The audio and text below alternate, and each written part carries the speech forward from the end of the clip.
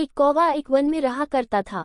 उसे कोई कष्ट नहीं था और वह अपने जीवन से पूरी तरह संतुष्ट था।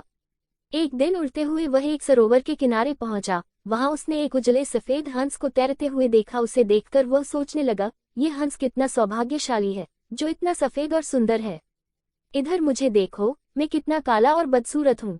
ये हंस अवश्य इस दुनिया का सबसे खुश पक्षी होगा। वह हंस के पास गया और अपने मन की बात उसे बता दी। सुनकर हंस बोला, नहीं मित्र, वास्तव में ऐसा नहीं है।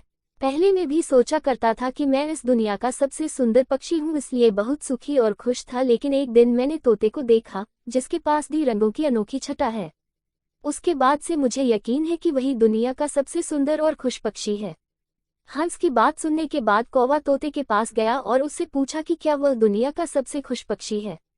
तोते ने उत्तर दिया, मैं बहुत ही खुशगवार जीवन व्यतीत कर रहा था जब तक मैंने मोर को नहीं देखा था, किंतु अब मुझे लगता है कि मोर से सुंदर तो कोई हो ही नहीं सकता, इसलिए वही दुनिया का सबसे सुखी और खुश पक्षी है। इसके बाद कौवा मोर की खोज में निकला। उड़ते उड़ते वह एक चिड़ियाघर पहुंचा। वहां उसने देखा कि मोर एक पिंजरे में बंद है और उसे देखने के लिए बहुत सारे लोग जमा हैं।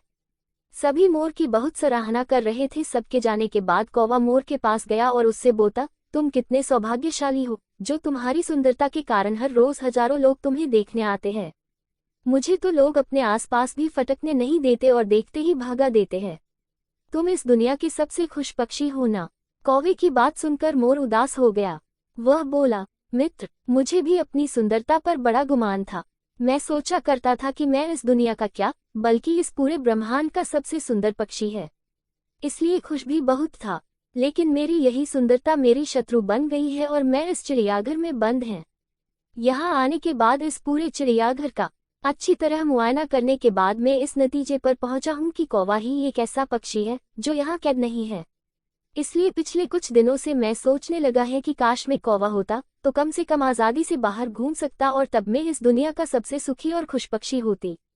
सीख, हम हमेशा दूसरों को देखकर व्यर्थ ही स्वयं की तुलना उनसे करने लगते हैं और दुखी हो जाते हैं।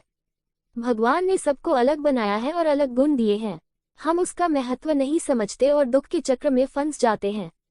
इसलिए दूसरों के पास जो है उसे देखकर जलने की बजाय हमें हमारे पास जो है उसके साथ खुश रहना सीखना चाहिए। खुशी बाहर ढूंढने से नहीं मिलती, वह तो हमारे अंदर ही छिपी हुई होती है।